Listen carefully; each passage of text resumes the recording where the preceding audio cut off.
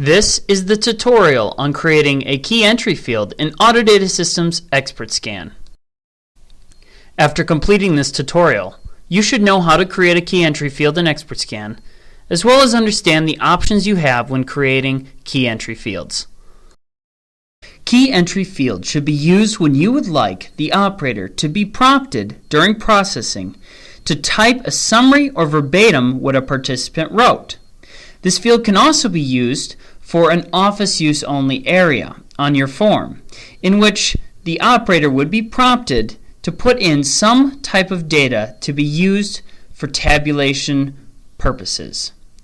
It's important to note that key entry fields will stop the processing of each form and ask for validation. There are two really important things to remember about key entry fields.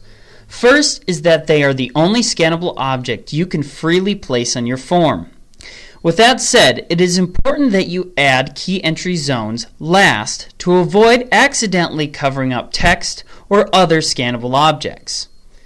The second thing is that the value of a key entry zone is not included in the automatic reports, but they can be used as a tabulation rule when you're running your automatic reports in ExpertScan.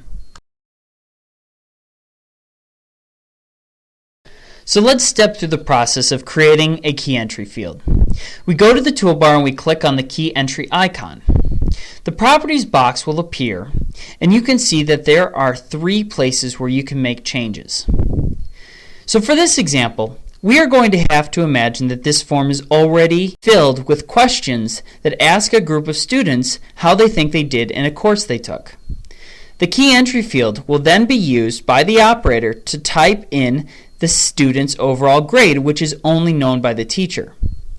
Once we have processed all of the forms, we will be able to use the key entry data as a tabulation rule to compare the student's overall grade with how well they thought they did in the course. So just as a reference on the form, I am going to type grade in this large white space. The word grade will just appear inside the key entry field on the form so that students know not to write inside that space. Then I'm going to rename the database field name to be grade so that when I am viewing completed results in Access, I can easily find where the grades are stored. The last thing I'm going to do is to give this field a tabulation rule label so that when I am setting up the reports, I can easily choose this field as a tabulation rule.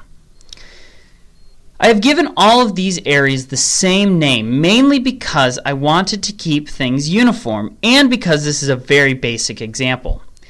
Please don't think that your key entry fields have to be set up exactly like this. Do what makes the most sense for your organization's needs. Once I click OK, you can see that the field is placed on the form.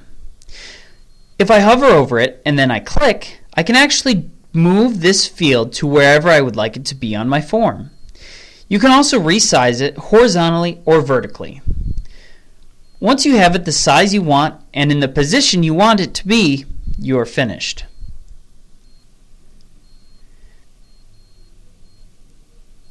This completes the tutorial on creating a key entry field in ExpertScan.